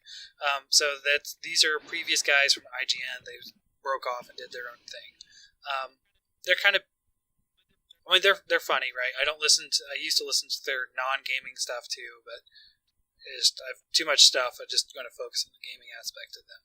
So their most recent Kind of Funny Games Daily, which was for yesterday, Friday, they mention the trailer for Monster Hunter, right? And it's one of their, big items of the day kind of thing. But they sort of gloss over it still, right? They say, oh, this happened, right? Yeah. And they get to the end, and then Greg is sort of like the main host for the Kind of Funny Games Daily. Greg is sort of like the face of Kind of Funny, and Tim is like their Nintendo guy who's, he's one of the co-founders. He's obviously important. But Greg asks Tim, he's like, hey, so Monster coming out, are you going to play it? And then Tim's like, no. And he's like, oh. And it was like, it. Like, and Greg's like, yeah, I'm going to play it. I used to do the reviews for it in IGN. I'm going to play it. And they don't really talk about it, right? And not a lot of these other big podcasts do. And that was like, that's what infuriated me. Is like, guys, this is bigger news than you're giving it credit. Yeah, I know exactly what you mean. But they're all qualifying, and it's hard to say, like, you're wrong, you should be reporting on this, because nobody of those podcasts are into the game. You know what I mean? There's not a fan of those people there, so it's hard to really report on something you don't really have a perspective on. You know what I mean? Mm-hmm. So it's like, instead of complaining to them, right, getting mad at them for basically not caring about something that they haven't cared about before, there's definitely more people interested in this game. I think we saw that with the Twitch streaming, with the various betas. A lot of Twitch streamers are like, this game, right? We saw Maximilian pick up this game full-fledged. He did a boss rage and everything. So there's people picking it up, but... Wait, I think like Cryotic or something was streaming a lot too. Was he the one? Mm-hmm. Yeah. There was this funny YouTube video about like, oh guys, this is so repetitive, and like he's like on the screen it's just Rathalos fighting with another monster. I was like, I'm so bored. Yeah, I think that's... I was like, this game is so repetitive, guys, and it's like, oh my god, I'm falling down the hill now. I'm so bored. I think that was Cryotic, actually, Zekrom. Oh, okay. That's the clip I saw. It's great. Yeah, okay. So instead of getting mad at people and being like, why don't you care about this? Why don't you care about this? It's like, you know what? No, I'm gonna do this. Funny thing is, the carve started like weeks after we did, completely coincidentally. And the carve is so much more popular than we are. But, they had a following from other stuff, too. I'm not saying, they're better or we're better. I think they do something different than we do. And I'm happy for them. I'm happy there's two podcasts. There was actually a third, too. But, like, 3 Monster Hunter podcasts popped up within weeks of each other. Unfortunately, the third one is no longer here. I don't want to say their name because I don't remember exactly what it was, but Gathering Hall or something. But they've broken up since. They only had like 3 episodes, which is kind of sad. Like, they had their own. I kind of felt like they were from the speedrunning days, like the people who do speedruns. I feel like they used to be speedrunners. So there's that aspect of the community that I'm not super familiar with, which I learned firsthand by having a couple of those guys on one of the podcasts. Like, holy cow, this is a whole new aspect of Monster Hunter. I had an idea, but I didn't really hear a lot about that, because when we talk about everyone's so nice and kind and supportive and that kind of stuff, they're like the Dark Souls end of the community. They're like, get good, do it yourself, that kind of thing. The speedrunning community is like sort of like the other gaming communities out there. Like, we're gonna toughen you up more than support you. It's like, I didn't realize. Just for the sake of completeness, I wanted to add, just to my point earlier, the other reason I didn't mention about why Monster Hunter isn't as popular as it is because mainstream gaming press sort of did not like into the Wii as much, and this was like was a late Wii title. It was 2010, and then it went to 3DS. And there's separate biases for like handhelds and things, and like the games didn't look like the textures weren't great or whatever. Yeah. So that also played into it. Yeah, the media definitely has not treated Monster Hunter well, and that's kind of weird because it's actually a pretty decently reviewed game. Yeah, it's getting 9s and. The weird thing is like these game icons, like they acknowledge that in Japan, if this game comes out in your system will sell. Like, they know that for a fact, but like it's just so, like, everybody knows that. It's like a fact to them. Like, this prints money in Japan, and just like Pokemon prints money everywhere, but it's like, yeah, that's what I don't get when people don't report on it. It's like, guys, I understand you have a perspective. You are Americans. you play certain games, that kind of thing. But at least for Pete's sake, if you're going to be an objective like news source for games, you need to say something about this, right? This is something a big deal that maybe not big deal in the United States as much right now, but in Japan this is huge. I mean, like, there's lines around doors for Freedom Right. Unite. If you guys ever saw those pictures, Yeah.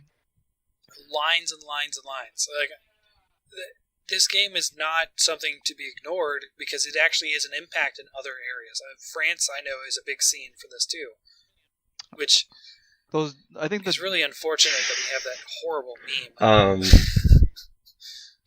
I really hate that Jesus Monte. I'd hate it. Yeah, the sort of different culture condescension is Yeah. a part of it too. Yeah. I just want to say, like, I think it's but I think right now, like, the zeitgeist, sorry, big words, has shifted because, like, now anime is like mainstream, memes mainstream, Yes. like all this stuff is like being nerdy is mainstream now, and like I think like Capcom or the Monster Hunter team itself is just, it's like they're being smart about it, it's like worldwide release, everybody, and maybe even a little American centric with like the streamlining, but that's okay. Yeah. And like I think they're going about it the good way. And like if you do want to hear a good opinion on it, you could check out like the Game Informer. They did a video on like the hype of Monster Hunter World, and they pointed some good stuff out. That kind of irked me a little bit. Is like they're like, oh yeah, they got rid of all those stupid animations. I'm like, okay. Like that kind of stuff bothers me, because like I was like, I know there's a purpose to the animations, but fine.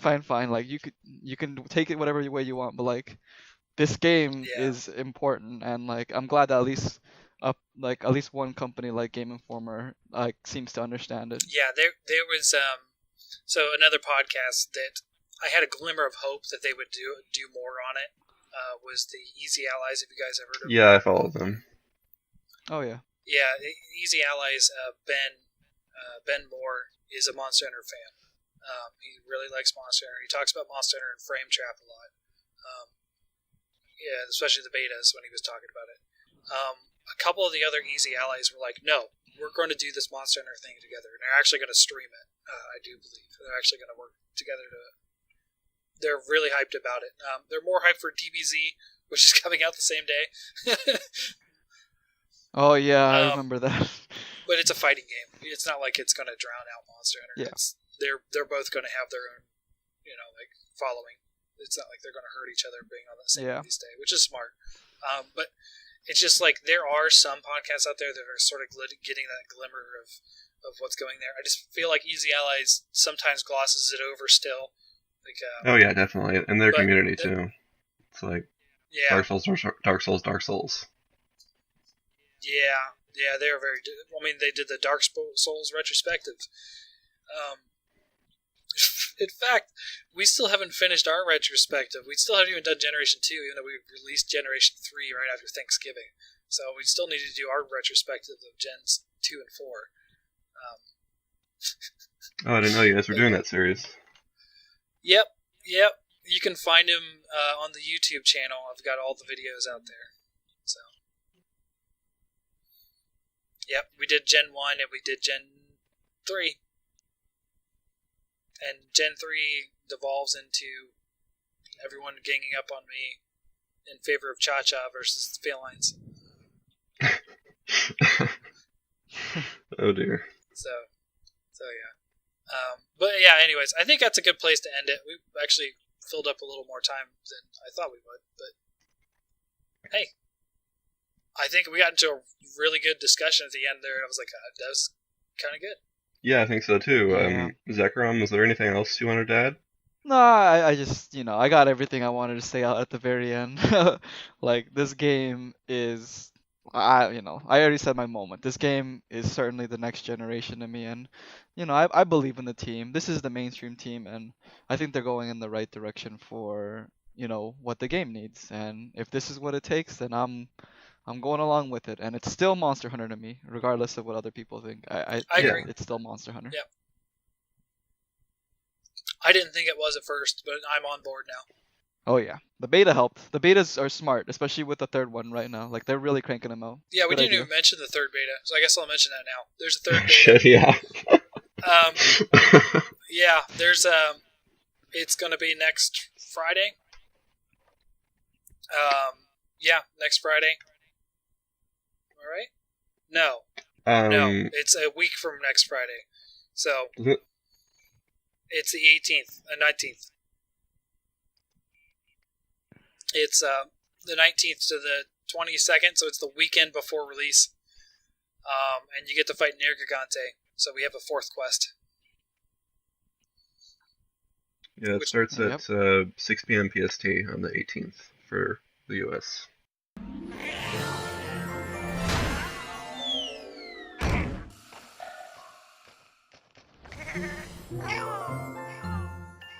Alrighty. Well, I think that about wraps it up then.